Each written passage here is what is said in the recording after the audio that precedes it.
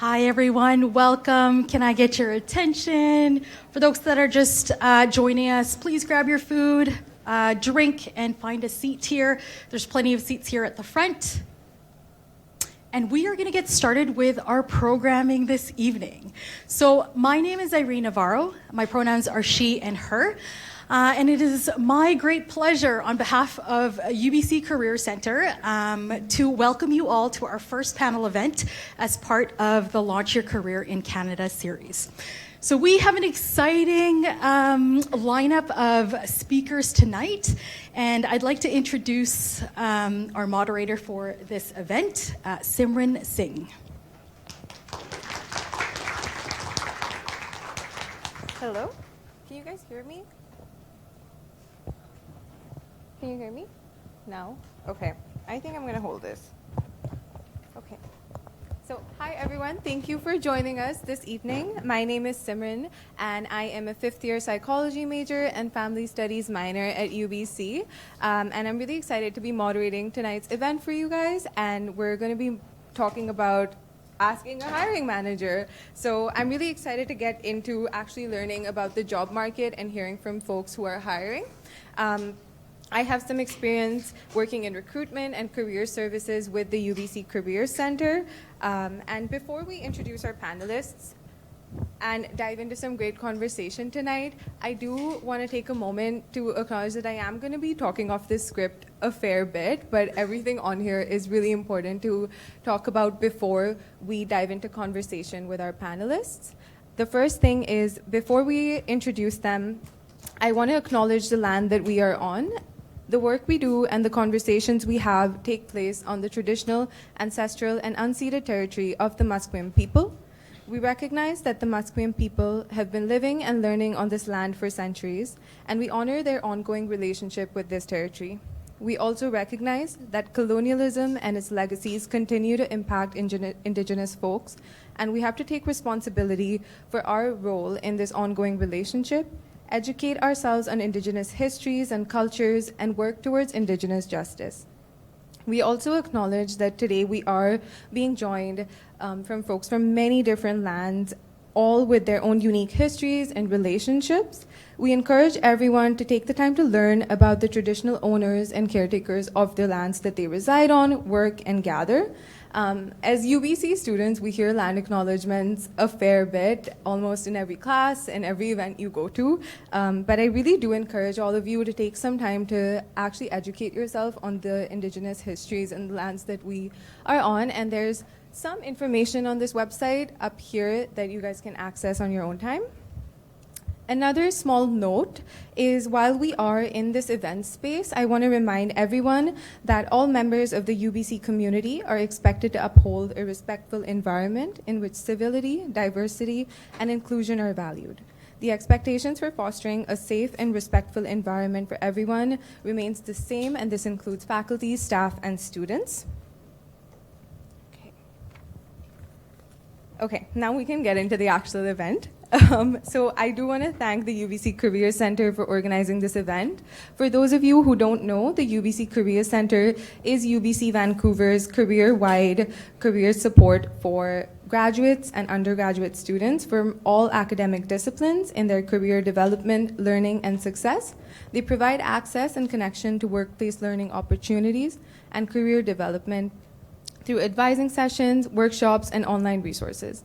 They also organize a lot of opportunities to engage with employers and professionals through events like this and through other information sessions. And they also manage the Careers Online job board. They're located in Brock Hall, so feel free to check them out. And today's event is part of Launch Your Career in Canada, and it's dedicated to supporting the career development of UBC international students. This year, it includes a series of events held in person and virtually between March 6th to 17th. In these events, you'll have the opportunity to connect and network with a lot of industry professionals and be involved in panels just like this today. It's honestly a great opportunity to discover how to navigate work and research opportunities at UBC, develop job search skills, and learn how alumni made successful transitions from UBC to the Canadian workplace. In today's Ask a Hiring Manager panel, you'll hear from speakers who set intentional work and life goals to help guide their career choices. And we're joined by recruiters from different industries who have experience hiring diverse talent. Our panelists will speak about their hiring processes, what top skills are required in today's job market, what possible career paths are available in their organizations, and what their company culture is like. Finally, I do want to extend a warm welcome to all our panelists today. I'm looking forward to hearing the different perspectives that you all bring to the conversations we're having. And we'll take some time for all of the panelists to introduce themselves briefly and share a little bit about their background, their professional experience, maybe what you studied. So it's my pleasure to introduce our first panelist, Erin. Hi, everyone.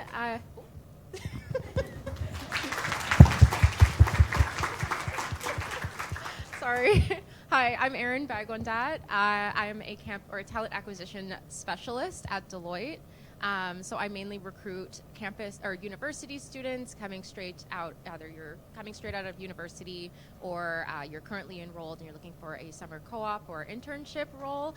I am originally from Ontario. I went to the University of Waterloo and I studied psychology and human resources. So I've kind of been following that route and just kind of fell in love with recruitment, and here I am today. I'm very excited. I've been at Deloitte for about 4 years now in Vancouver, and I love it. I love recruitment, so I'm very excited to be here and chat with all of you and answer your questions to the best of my abilities. Thank you. Thank you so much. Next, we have Lynn. Hi everyone, my name is Lynn Reyes. I am the early career talent recruiter for SAP in Vancouver. I'm recruiting for SAP in Canada and North America in general. My background is, I was born in Venezuela, so I was recruiting back there, bachelor's degree in human and industrial relationships and master's degree in business. So here I have been working for more than 10 years in recruitment, and for technology specifically, I have been working with around 5 years. So here I am, able to answer any questions that you have. I have been an international student myself, so feel free to ask me any questions that you want.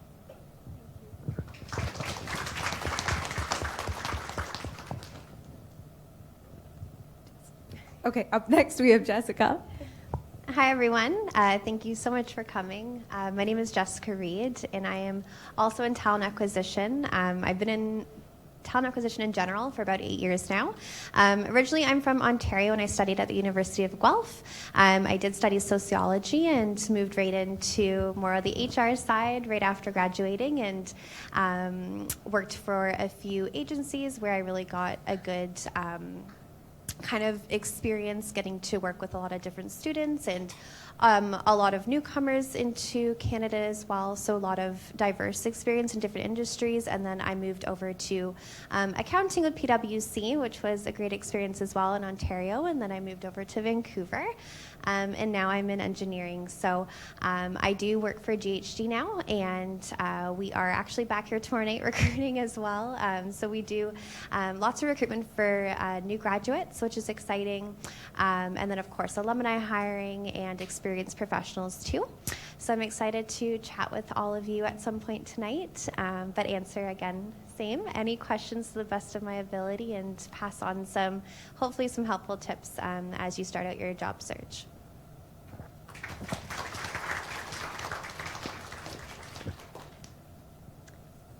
Hey everybody, my name is Jai, and actually I'm from Ontario as well, and I'm from University of Waterloo. I did my undergrad there in economics, international trade, which I learned I don't want to be an economist in Canada. So I ended up in Vancouver, and I work in telco for most of my life with a stint in construction. So although I don't have these lovely ladies' experience in official recruitment or HR department, I've had a lot of experience recruiting, actually new grads for a program at Rogers, for one, and for a lot of different technical services in telecommunications and in industry. So I'm very excited to chat with you guys tonight, and any help I can give you would be my pleasure. And I want to just commend everybody, because it's actually really nice weather earlier, that you guys are all here tonight doing this career panel. Good for you, and good on you for your motivation.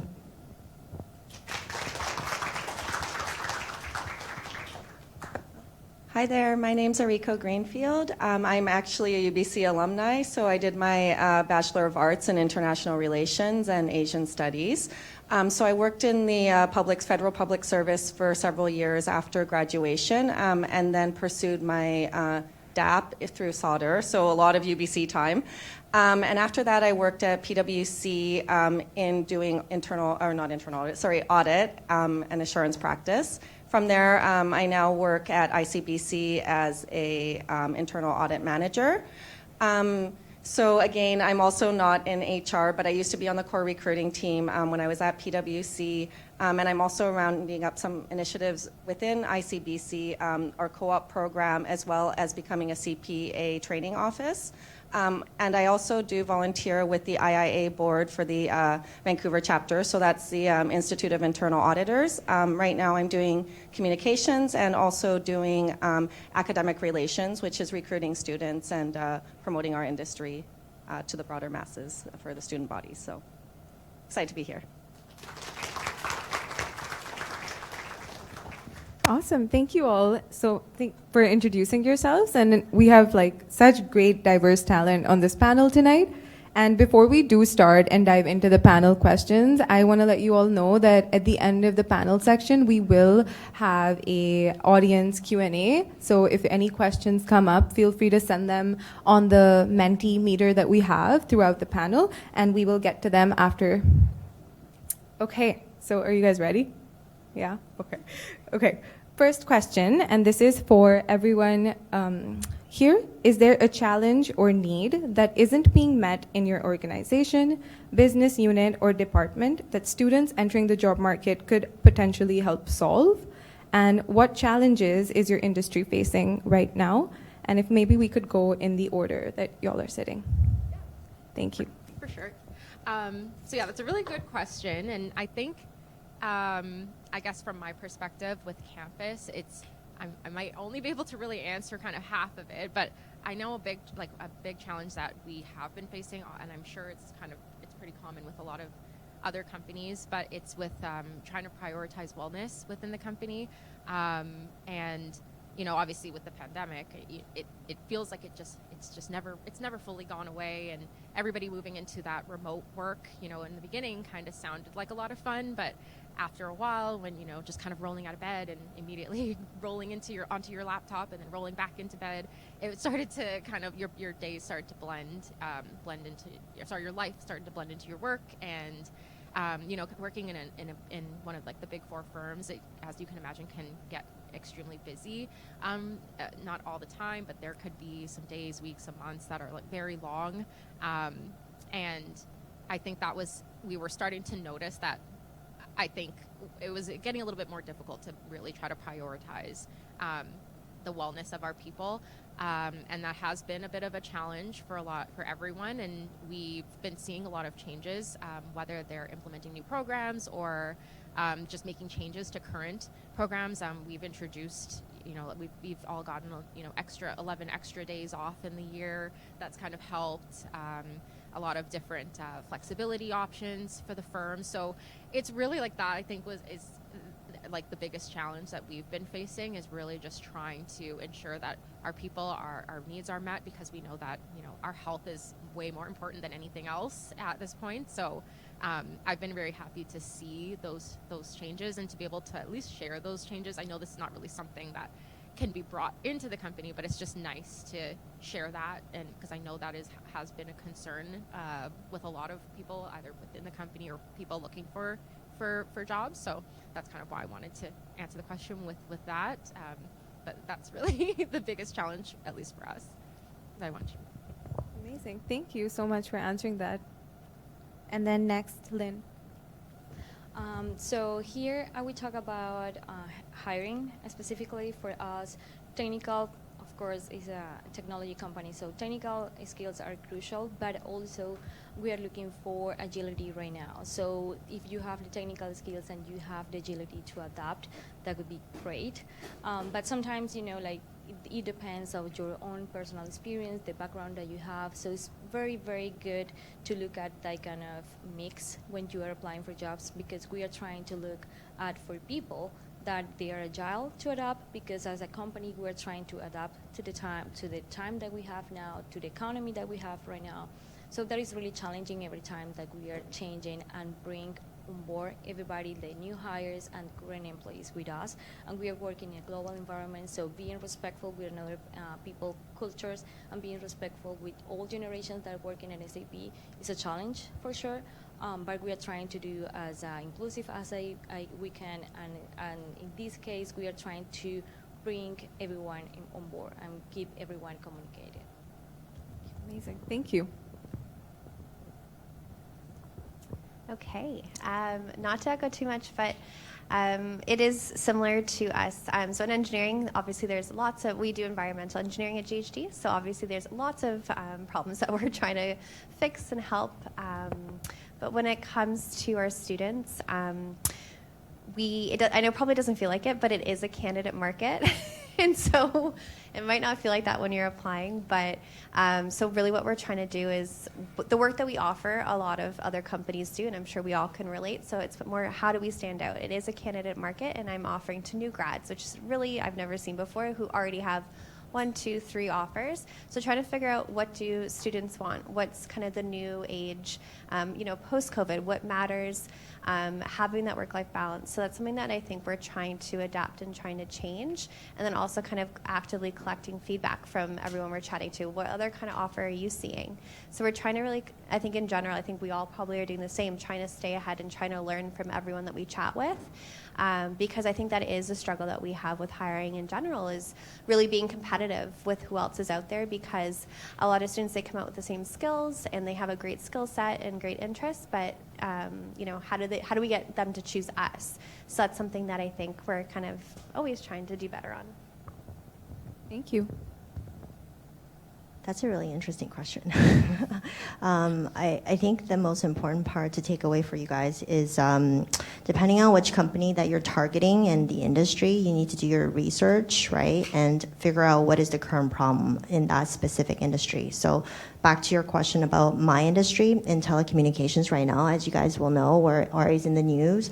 It's heavily price competitive. It's heavily regulated. So some of the problems that it would obviously present would be, you can't always, if you're in sales, for example, in an entry sales role, getting the clients is not about offering the best plan, because the competitor can offer the same. So what can you do different? So if I were to put the entry-level salesperson's hat on, it would be thinking outside of the box. So back to being agility, right? Being agile is how do you sell for the company in a way that build that clientele, that relationship, and to show the client that you really care about the client and their business problems. So that's one. And then the second part of your question, I thought it was really interesting, was I think you were asking, what can the students offer differently? And I think the fact that you guys are international students, right, gives you a competitive advantage in terms of being more resilient, right? I'm not saying people or grads in Canada, your background's more diverse. You traveled all the way from whichever country you're from, so you've already seen that kind of hardship, and applying that hard work ethics is definitely going to be a differentiator for you, and you should definitely sell yourself during any interviews in that way. Does that help? Yeah, those are amazing tips. Thank you. I think in our industry, I do have to agree that it is basically the students have the advantage, and for us, it's how do we stay competitive? What can we offer? Especially being a crown corporation in government, I think there's been a shift in what students are looking for out of employment versus what might have been popular in our parents' era. So it's just really trying to attract the right type of talent, and having the longevity within our organization is something that we definitely are struggling with. And I think another thing too is internal audit, something we're basically looking at processes within companies, and as everything becomes more technology based, having that IT lens and really being able to say do IT type auditing work is a skill set that we're really lacking, which I think the new emerging generation is kind of grew up with it. It's something that you guys kind of take for granted. Like people like myself that are a bit older, we didn't grow up with the same technology, so just kind of that skill set is something that we're definitely looking for in the market. So. Awesome. Thank you all so much for answering this question. And it seems like there's a lot of focus that companies are paying to not just the external environment, but also improving themselves internally to meet the demands of that external environment. So it's really great to hear the challenges in a way that companies are facing to also understand the job market better. Okay. Now, the next question is, given the current economic climate that we've been seeing in the media and we've all been hearing about, it can be a really scary time for a lot of students who are looking for jobs right now. So how can we use labor market information to help make informed career choices and decisions? And how can students remain hopeful about the job search?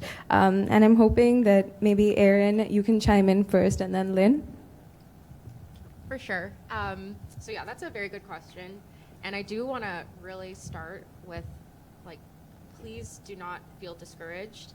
I think, my perspective is a little bit different. I am a campus recruiter, so I do recruit on a cyclical basis. So we're always recruiting every cycle. Every season we're in a cycle. And, at Deloitte, we're looking for, or we work with clients in all industries and markets.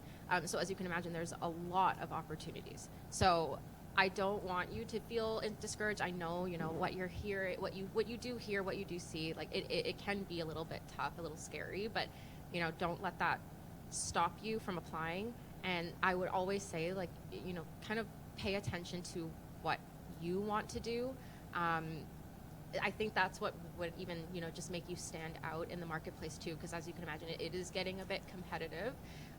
So try to find a way to make yourself stand out. Don't just try to look for the jobs that, that you feel that you're the best fit for, that you're the most qualified for, but look for the job that you want to do, because that, it's going to ignite the fire underneath you, so to speak, something that's going to make you feel inspired, feel excited to work, come into work, because that's something that, it does make a big difference, seeing that passion and how your experiences, even if you might think they're not completely relevant, but you're able to tie it back into that role and into why you want that role, it does help a lot, and it will make you more competitive and make you stand out more. And I think that's something that we, really do need to consider, considering how, competitive it is starting to get. But just don't feel discouraged. There are a lot of opportunities out there. So just keep your eyes open. Make sure that you are, looking out for what you actually want to do and what is of interest to you in the market. Thank you. Yeah.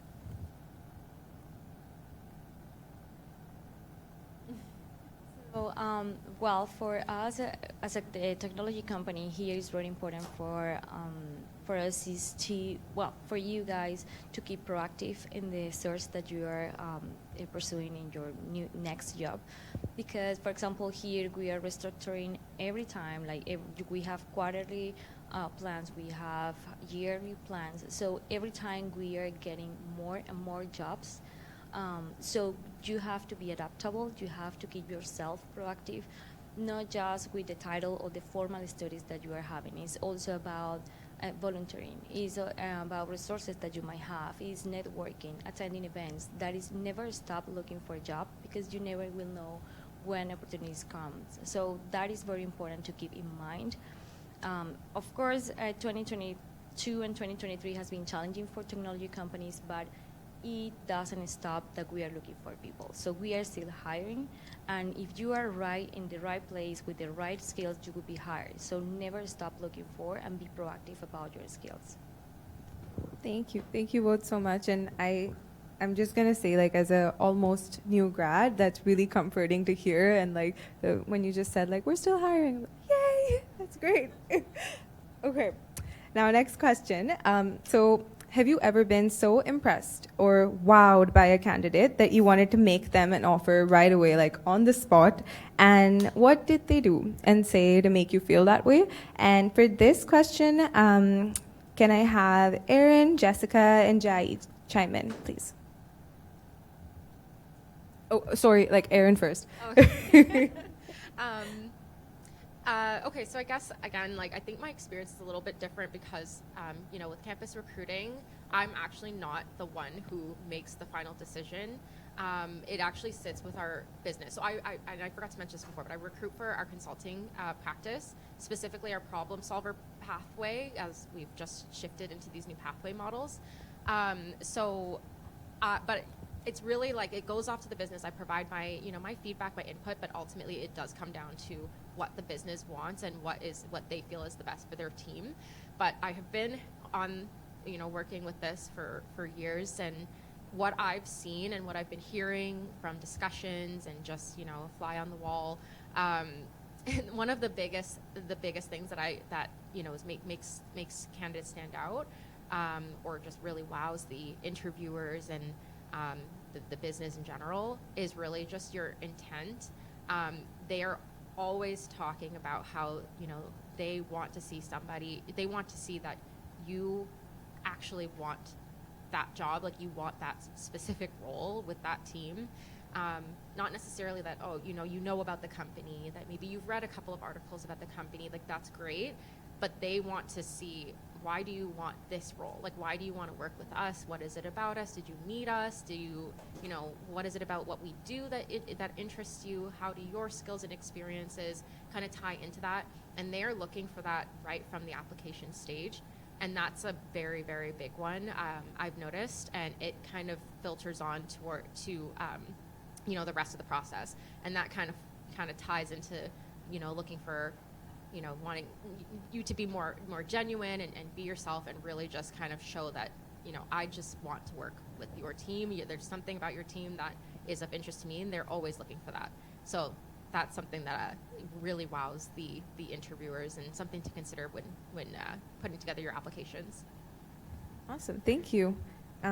Jessica, if maybe you could go next. Perfect. So yes, I do a lot of events. I've been to UBC a few times, but a lot of different campuses. So I guess first and foremost, I would always encourage, if there's an event on your campus, to go to it.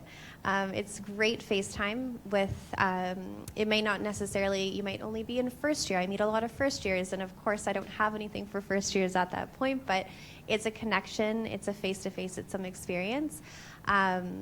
And developing those skills early are really helpful, especially if you're a newcomer. Maybe our etiquette here for interviewing is a little bit different than what you're used to back home. I encounter a lot where I'll have candidates that might be a little bit more, you know, stressed, abrasive. And so I do a lot of coaching when I have an interview. If I get some feedback, I'll kind of share, you know what, and provide some tips back on just maybe where they could behave a little bit differently that might match more, you know, what goes well in recruiting here in Canada. I would say generally it's a bit more of a laid-back approach, and while obviously this is all quite stressful, it's important to secure employment, it's important to do really well, you also want to make sure you're presenting yourself really well. And so when I've been in job fairs or in interviews, what always really impresses me is someone who, of course, understands the role, understands who we are, but really presents themselves well. Whether you are a newcomer, but you have, you know, really great experience back home, or you're just a new grad, or not just a new grad, but a new grad with no work experience yet. We don't expect you to have that. You just finished school, but maybe you've done a lot of courses that are really applicable to the roles that we're hiring for. So being able to really speak to what you do have, you know, your skills, and being able to speak to your skills and how that relates to the role, or relates well to, you know, what projects we're working on. Any research that you can do to make yourself relatable and make yourself, like I said, it's a little bit more casual. I find, at least my recruiting style, and, you know, what I've come across, just being able to have conversations is really effective with recruiters. And to me, that's always what stands out. Being able to have a conversation that always leaves a lasting impression, because for most roles, you're going to be dealing with clients. We can kind of teach you the business for sure, but more of those soft skills are really what stands out in the beginning, because that stuff is a little bit harder to fine tune. So when we meet, especially new grads, we don't expect you, like I said, to have all that experience, but those soft skills are what's really awesome and what really helps us to remember you and to get off a call and be excited about the call that we just had and forward your resume onto a hiring manager and show, all of these candidates kind of have the same undergrad, but this person really kind of stood out, and I think they'll be great, facing the business. So I would say, yeah, that's the kind of candidates that stick out, and hopefully that's helpful. Yeah. Thank you, Jessica. And Jai, if you can go next. Actually, what you said earlier really resonated with me. Again, it's a really fun question. I really love it.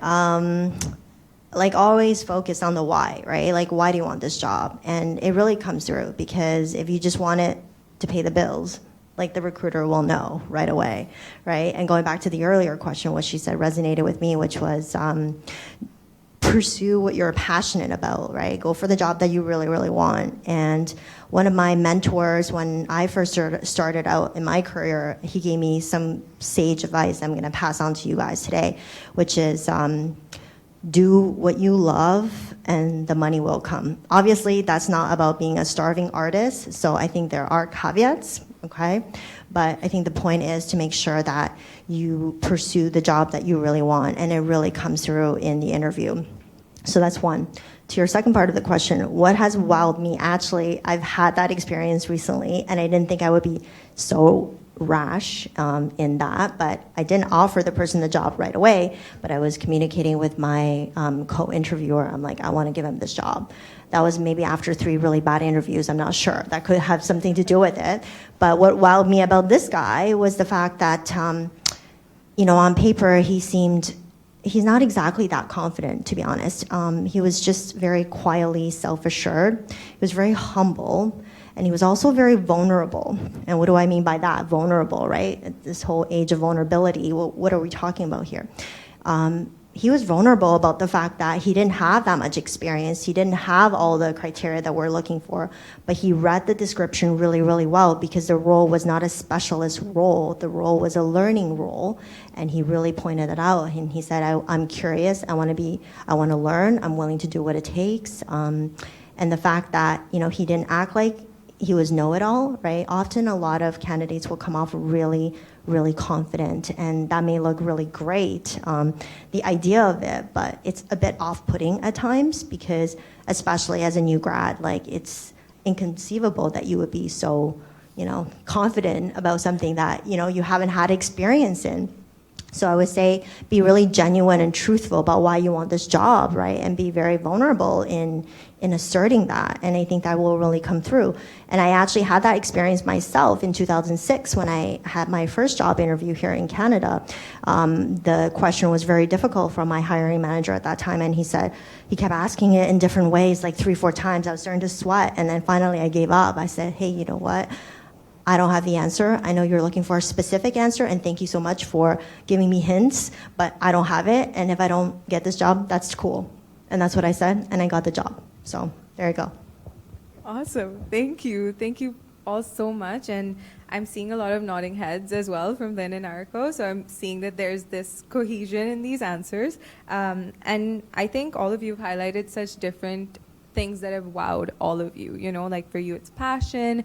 It's about having that genuine connection and making sure that you're also getting FaceTime and that presentability, making sure you're still putting that effort in to show the company or the recruiter that you care. And it's good to know that there are also different things that are speaking to all of you. So thank you so much for answering this question. Okay, next up we have, what's the most important factor in your hiring decision?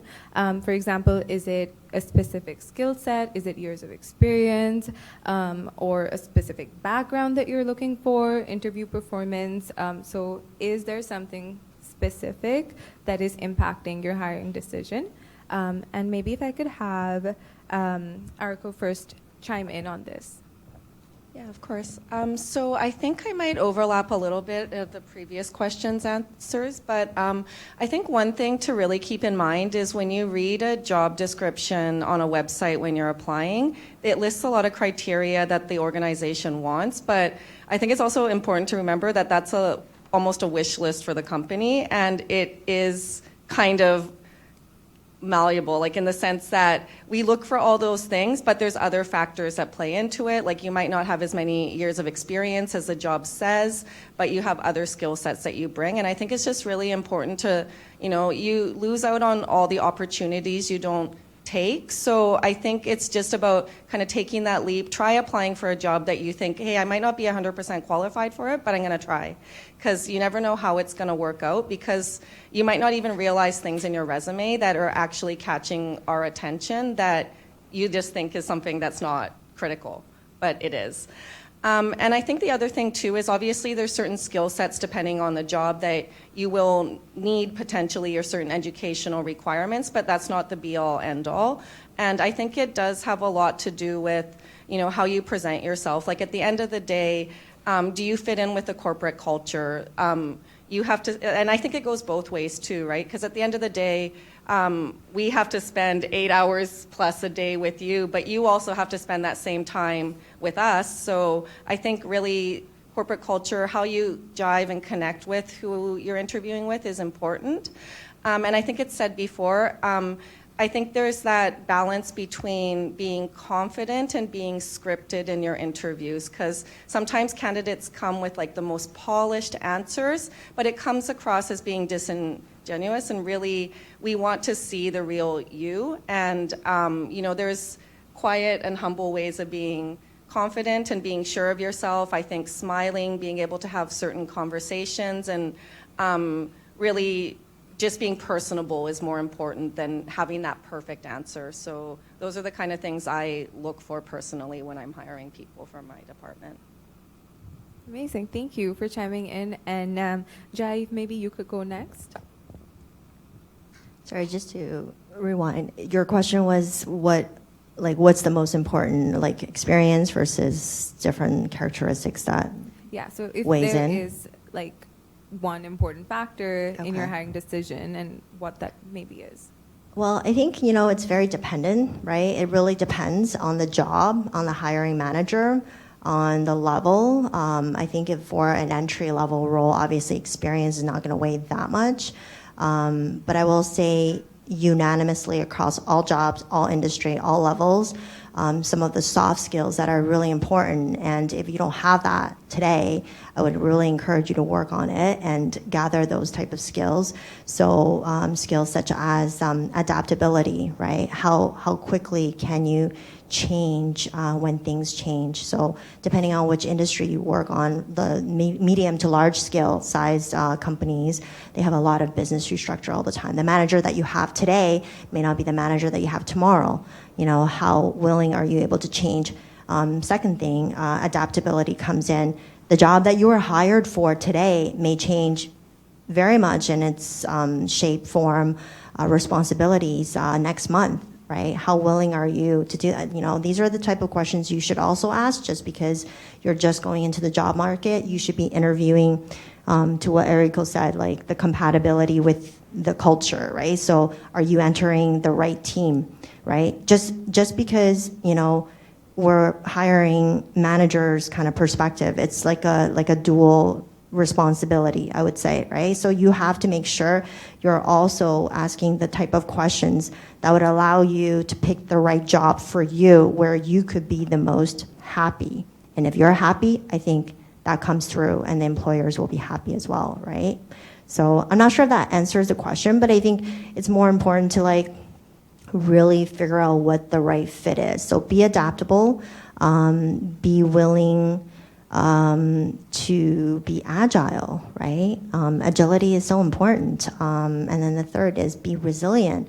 And that's easier said than done. But I think, guys, we've survived the pandemic, and we're all still kind of breathing here, I think. No one has really coughed severely, and no one looks scared. So I think the fact that we've survived that, we're by default already a very resilient generation. So build on that, right? Give examples of that. And I think that's really important as a characteristic for a hiring manager. Thank you so much. And that does definitely answer the question and give us a lot of insight. So thank you. Okay, now the fifth question is, what top 3 skills make candidates stand out for roles in your industry? And what advice would you give to those who have limited relevant experience or to those who may seem overqualified for the role? And I'm hoping I could hear from Jessica, Lynn, and Erico for this question. And maybe Jessica, you could go first.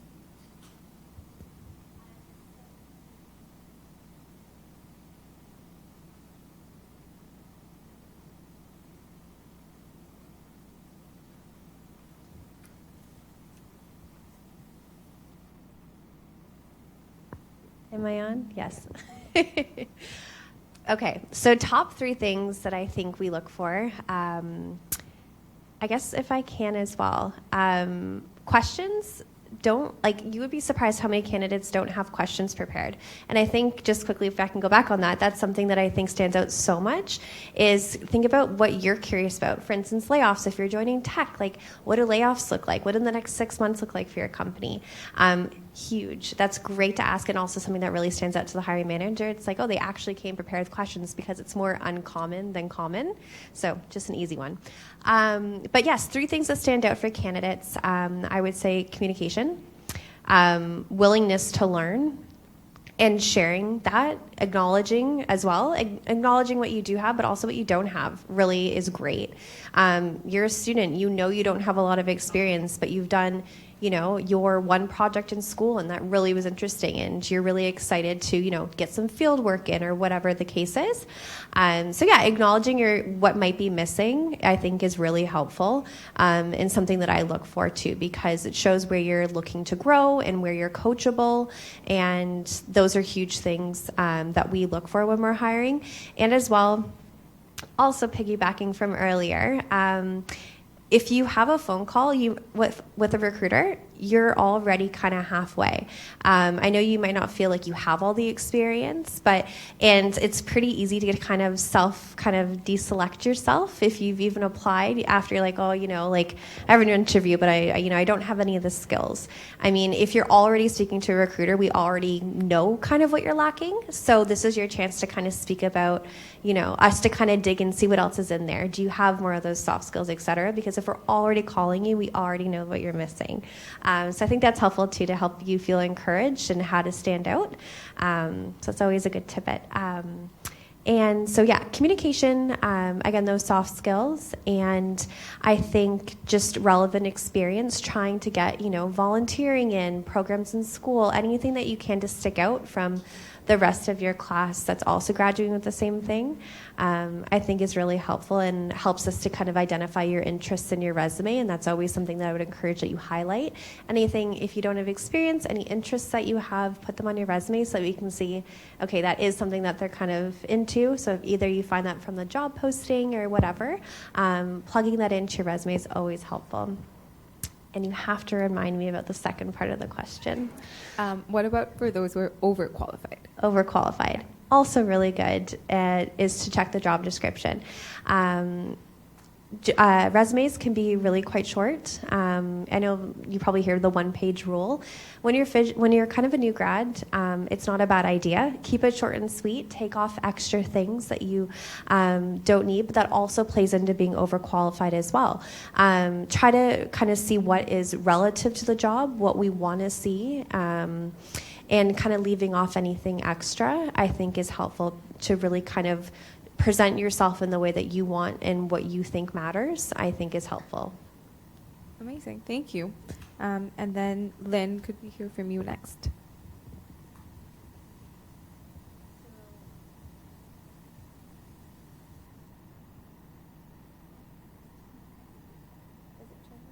Okay, so here for technology, of course, as I said before, agility is really important for us because we are always changing and we want somebody to be in the change with us and adaptable for sure, but because every time we are inventing new processes, we are offering to clients new products. So we need that. Job description are changing every time. So adaptability and agility is very important for us.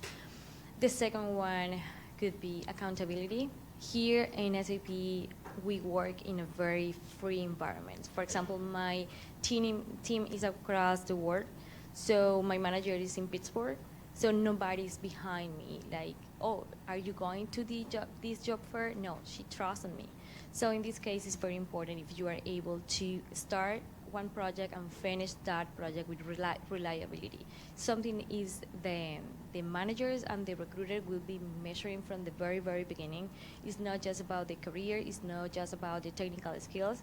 As Jessica said, if we are calling you, it's because we know that you have the skills. So now explain in the pre-screening call that we do, explain to me, beside that, what you have is what you are doing with what you have. So how you can apply those knowledge or the experience that you have to this job, how you are a value for this position. So that is very important when you are applying. Think about that question very, very in every application that you are doing, because that is important. What you are doing with what you have for this position, what is your value for this position. And the third one could be for sure, I said agility, accountability, adaptation, yes, part of the agility as well. That is very important for us, and being willingness to learn is something really good, because, as I said, change is in every corner of this technology company, so we have to be able to learn every time that we do something new. And about overqualified, I was in that place before, and never underestimate your experience in another country. You are able to put what, again, it's not what you have, it's what you do with that, what you have. For example, for me in Venezuela, I was coordinator for recruitment. So when I have the interview here, my manager asked me, why you are choosing again, why you are the right candidate for this position. And as I said, well, it's kind of funny story. As I said, it's because I moved to another country and I choose again human resources. So you might have somebody who is qualified, of course, has the same skill set that I have, but for me, it's kind of married twice the same man or the same partner. And she was like laughing. I said, I loved your answer. I got the job. And it was really good. No, never underestimate your experience. I told her, like, I know I have been supervising a team before, but I'm able to learn because I know I am in a new country, and I'm able to learn, and I am humble enough to be in that place of learning. So yeah, that's kind of the thing. Amazing. Thank you, and thank you for sharing that story. Married to the same man twice, is that it? Okay, nice. Yeah. Okay, nice. Eriko, go next. Yeah, so I think for us the most important thing is, I guess, being adaptable. I think it's come up in a few occasions, but in our department, you're going to be auditing or talking to VPs in one area. The next week you're doing something completely different. So being a quick learner, being agile, kind of being able to pick up things quickly is really important, as well as being an eloquent and confident speaker. Truthfully, like you get a lot of exposure to different directors, different VPs, different stakeholders within our organization working in my area. So truthfully, being able to present yourself well in a confident manner is something that is really important to us. And I think in terms of experience, I think under overqualified, skill sets can be taught, and every organization has their own way of doing things and their own methodologies of doing things. So those things can be taught. I think it's just about the eagerness and willingness to learn. And I don't really believe in the concept of overqualified either, because basically if you have that experience, it just means that you're moving on to the next step within our organization quicker. So, everybody offers something, and if you're willing to learn, you'll move up. If you have skill sets to bring, even if they don't seem quite relevant, or you're like, oh, they're not within Canada, it doesn't matter, because that just means that it's a stepping stone and you're going to progress that much quicker. So never be discouraged by those things at all. Awesome. Thank you so much. Thank you all for chiming in there. And I can't believe it, but we're already at our last question. So the last question that we have is, how does your organization support DEI, diversity, equity, and inclusion? And how does this show up in the day-to-day, and also within more broadly, like the policies and initiatives that your company is taking? And we can maybe just go in the same order that you're all sitting. Yeah, for sure. So that is a very good question. I know we get that quite often, and I get very excited to talk about it because, Deloitte, when you think about it, or at least from my perspective, coming in through HR, Deloitte wasn't my first choice. It's a good company. I just wanted to get a job at the time, and the opportunity was there, and I went for it. But once I got into it, I was getting a little bit nervous because it's such a big company. I've never worked in such a big corporate environment before, and I just felt like, oh my goodness, like I'm just gonna be employee number 5086. Like I just didn't know what to expect. It was very nerve-wracking. But once I got in, I noticed that there are a lot of diverse. D&I is a very, very important part of the firm, and that is a big part of our culture, of our values. And over the past few years that I've been at Deloitte, I've just seen constant improvements, constant changes. We've had a lot of candid discussions, just asking you, having workshops, just asking you about your personal experiences, whatever you're comfortable talking about, so that we can make further changes within the company to ensure that everybody feels included and comfortable coming into work every day. Because the thing is, we know that we're all very different. Everybody is coming in with different experiences, different backgrounds, whether that's professionally or just in your personal lives, and that's what makes us unique. And so with that, we have a lot of, we call them employee resource groups. So these are various groups within the company where you can join these groups, and it's just an inclusive, safe space for you. We have our Pride community, we have our Canadian Asian network, our Black Professionals network, Black women at Deloitte. We have so many different teams. We have ones for fathers, ones for mothers. It's just a lot of spaces for everybody to feel comfortable. And actually just recently, and this is great, we actually just came out with a new scholarship program called the Bloom Scholarship Program. And it's open right now. The postings are closing on Sunday, but it's targeting, there's a scholarship for Indigenous peoples, and then another scholarship for students with disabilities. And that does, they go through that scholarship process, and they can have the opportunity to do a work term at the firm if they are interested. So there's just so many different ways that, D&I is very, very important to us and is important to me. And those are just a few of the many ways that we kind of implement D&I every day. Well, this is one of my passion here in SAP. I call it that we have a day job. My day job is in recruitment, and my night job is volunteering for Association for Inclusive, for being more inclusive. So here we have a lot of groups, as and Deloitte has, like Black community, autism at work. We have caregivers, and always we are if you have new ideas how to be more inclusive, we have a team who manage that. For example, for me, I'm in Women in Tech, I'm in Pride, and I'm Latinos in Canada. So in these cases, we are always open to learn from the employees. Now we have one new program that is called Returnship Program. It's especially for caregivers that have been out of market for more than 3 years or 3 years. So that is really important. Is inclusive. You can be inclusive in many ways. So from the very, very beginning with internal strategies and programs, and also direct that strategy for external candidates. So we are trying always to communicate that hiring based on skills and not just in based on location or race or religion or something like that. So.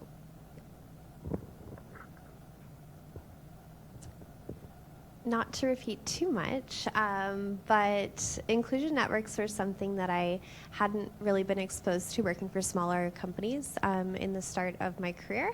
And then joining PwC, it was great. I'm sure much like Deloitte, I was kind of introduced to a lot of different inclusion networks and with my current company as well. And it's great for inclusion, but also a great opportunity to be an ally. So we've had really great exposure to learning opportunities, and I think it's really great considering that we have a goal, I think, recruiting in general, to make sure that our workforce is reflective of, the population, and that people who are applying see people in positions that they want to be in that look like them, and that's very important. So it's been really neat to learn. I have joined as well to represent our Indigenous recruitment. Again, I joined as an ally, very green, but excited to learn. So there is a lot of really neat opportunities to learn. So it's been really neat to see. And I remember at PwC, the inclusion networks obviously are the more common ones, but then I would even see during COVID, there was parents that had trouble adapting to how do I balance teaching my kids school and doing my job at the same time. So it's really neat to see inclusion networks that really adapt. And, if 3 people want to create a network to support each other and it grows, that seems to be an option too. So I don't know, it's just really nice to see. I mean, at the end of the day, we're all people. And I think I've been really lucky to work for companies where we are people first. And I think that's something that I hope to portray when I'm doing interviews as well. To come across as a person. And I think that's important too when you're interviewing, to realize that everyone's just people, and I think it makes it a little bit less scary. I'll try to keep it short. But I actually have a very rocky journey, so it's probably not going to be short, with inclusion and diversity, because I think I was an immigrant to Toronto, but I was much, much younger. I was in grade 4 at the time. So to me at that time, I would say where I lived, the school that I went to actually wasn't very inclusive. I was the only one of 2 Asian kid in the school, and this was very new to me. I was bullied by that other Asian kid, while the, quote, white kids, well, I don't know why I'm saying quote, they are white, but white kids were nice to me. So for me, that was a bit of a rocky journey, in the sense of, isn't being inclusive just means that we are a human race, like racist, but we're a human condition and we should include everybody, right? So fast forward, the reason I share that is it seems a little fluffy, right, in the beginning to me, because I was a bit jaded ever since I was just young on what kind of inclusion diversity there is, right? People talk about it, but do they really live it? Fast forward, I realized that by joining certain inclusion and diversity in some of the other companies I worked at, it opened up networking opportunities. You don't have to identify with a certain, so for example, at Rogers, there is an Indigenous network, there's Rise for Women, you'll see me there, which is a women's network. We celebrate all kinds of special events like Chinese New Year, Diwali, and he told me about Holi, which I'm going to ask about that tomorrow, actually. I'm really interested in that. And how do we actually show up? We actually invest in the community, and I promise I'm not getting paid for selling Rogers on this, but what's really great about a company in terms of actually showing I&D is we know we invest in the network on the Highway of Tears, where the Indigenous people, as you guys have heard, what happened to them, right? And for Rise for Women, we raised money for battered women support services of Vancouver, and we donate to Chinatown every year. So things like that, I think putting your money where your mouth is for certain companies, that's important. So fast forward now to my last edition of my journey, how do I really feel about I&D? I think it's so important, because believe it or not, when you get older like myself, you no longer think things like inclusion and diversity is fluffy. You look forward to those educational sessions where people celebrate inclusion and diversity, because you remember what it was like when you weren't included, right? So I'm hoping wherever you guys land in your future, that you will continue to propel us forward. You're the future. So there you go. So maybe to give you guys an idea of how seriously we do take DEI in my organization, I actually audited DEI in our organization last year to see where we were and benchmark us against other organizations to follow like a global, basically framework of kind of like the guidelines of where you're supposed to be in DEI. And I'd like to say, like in the last year since we've conducted that audit, we've made leaps and bounds in that area. We have a director of DEI hired as well as staff underneath that individual. We have individuals that specifically work on Indigenous relations and Indigenous hiring. We partner with organizations like Two Worlds and Access to hire from different groups. And we have active ERG, so employment resource groups, that are sponsored. Each one is sponsored by a VP in our organization and is allocated a budget to ensure that different groups, like, so we have a parents group, we have a disabilities, we have Pride, Women in Leadership, and all of these different groups do sponsor events throughout the year. So tomorrow's International Women's Day. We have a panel discussion at lunchtime that's hosted by the Women in Leadership group. So it is a cause that's very important to us. You know, being a large crown, we have over 5,000 employees within BC. We really take that seriously in our organization. So. Awesome. Thank you all so much. And I'm sure I can speak for a lot of folks in the room is that as international students, it's really great to hear from all of you about the efforts that organizations are making towards making DEI a priority. So thank you all so much. And a huge thank you to all of our incredible speakers here for sharing their stories and a lot of their personal stories as well. Some of the major takeaways that I have received from what you guys have talked about today is, firstly, and I think the biggest one for me, is that there's still jobs out there and we just have to, it's a two-way street. Right? It's also about students trying to find the right fit for themselves with the companies as much as it is of you guys looking for the right students. And one of the biggest things that I have heard a lot of you say today is be genuine and try to find roles that you're actually passionate about and happy going to work to. So thank you all for providing us with these amazing insights. And before we do dive into audience questions, we're excited to have Jeffrey and Tahir today as well. So maybe if you guys can wave your hands. Thank you so much. You guys will have the chance to network with them in the networking portion. How are we doing on time? Okay, so I have one more question. It's a really good one, actually. So do recruiters read cover letters? And are there any tips on writing cover letters? So maybe if I could hear from the recruiters on this question, please. Yeah. Well, yeah, you know, I get that question a lot, especially, you know, as you can imagine, there's a lot of applications. And we do ask for the cover letter. And so, honestly, at least on our end, we do read it. Do we read it cover to cover? Not necessarily, but we do go through that cover letter.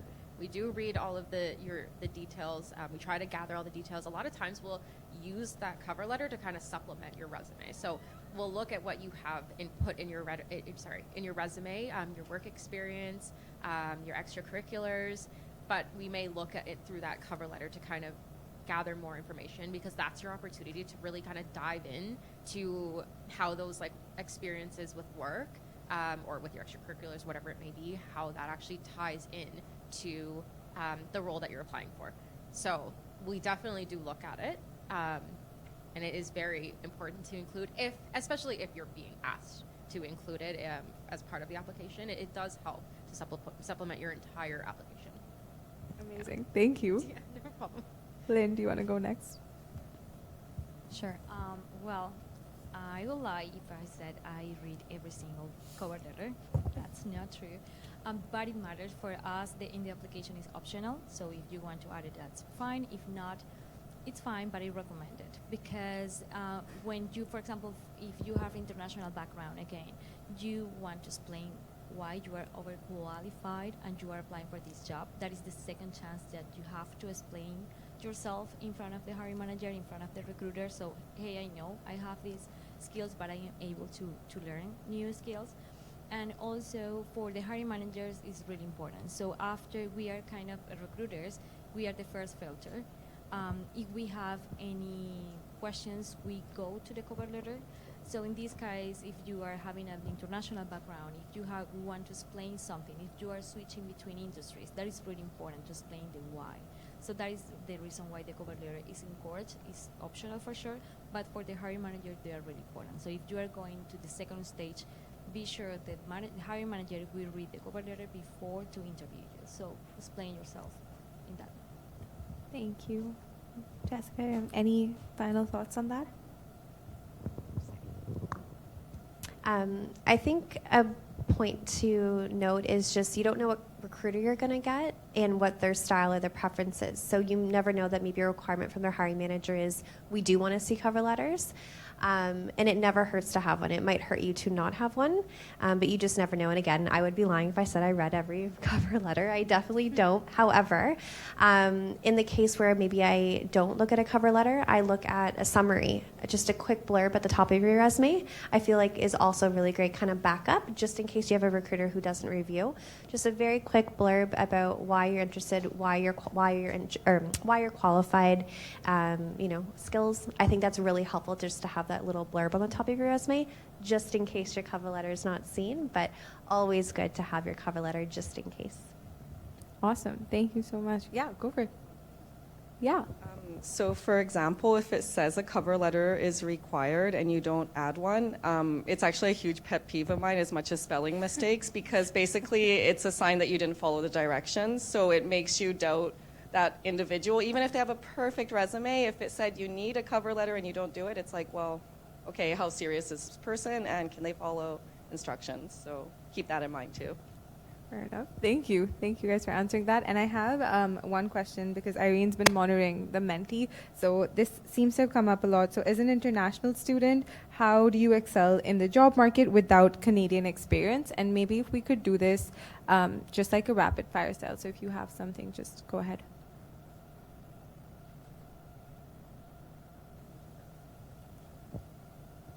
I guess for us, experience is experience, regardless of what country it's from. If it's relevant to the job description that we're hiring for, we've never taken it into consideration where the experience was from, and it's never hindered a candidate's progression in our recruitment process. Awesome. Is there anyone else who'd like to add to that? I'm just curious, like, is any company saying that Canadian experience is preferred, or like, why the question? Like, why do we need to highlight the international? Maybe I'm being cheeky here, but like, experience is experience, right? Like, I'm just curious about the question itself, right? And I think the important takeaway is like, highlight your competitive advantage. If that happens to be your international experience, then highlight it. But if not, I don't see why that makes a difference. Right. Good to know. No, I agree. And, we're really looking at everything. We're looking at your whole application as well. Your extracurricular experience, your work experience, whether it is international or within Canada. We're looking at your application as a whole too. So that's a good way to just make sure it stands out, is just to include everything that you've done if you can. Awesome. Well, thank you all so much. I think we've had such amazing conversations that we've forgotten about the time. So I will say that we have about like 10 minutes for networking as well. So we'll open the floor up. I am wondering if the representatives from Deloitte and SAP maybe want to head outside for the networking session, and then everyone else can stay in here. And if everyone could come back into the room around like 7:30. Yeah. Okay. Thank you, guys.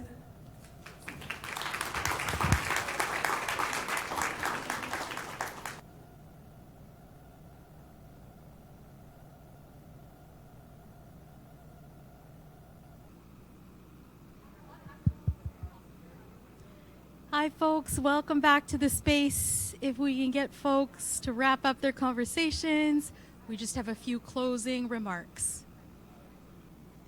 Now there's so much silence in the room. Okay. Well, I will keep this short and sweet, but I do want to just take some time to thank all of our panelists and attendees and all of you guys for showing up tonight and this evening. I hope that you are leaving here with some great lessons and learnings and connections. And thank you again to our wonderful speakers for sharing their valuable insights and providing us with better tools to aid us in our job search. And there is a QR code on this screen. If you guys could scan it and provide us with some feedback for today's event, you can also win like a $25 gift card if you do this. So I would take your chances. And these help us improve future events. So it's really valuable to us to have this information. And I also want to remind you all that Launch Your Career in Canada events are still taking place throughout this week. So feel free to check out careers online. There's a lot more information about other events you can go to that are really informative as well. And yeah, thank you all again for being here, and thank you all again for having such a lovely evening with us. Yeah, thank you. And just for one more round of applause for our wonderful and fantastic moderators.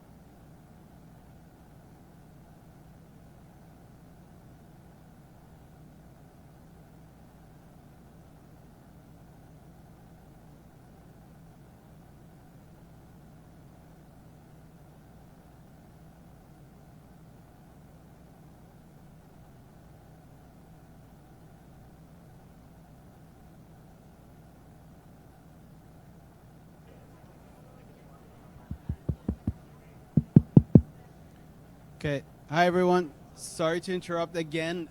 We're officially out of time. We need to evacuate the classroom. So we have 1 minute to wrap up, and then we need to leave. Thank you.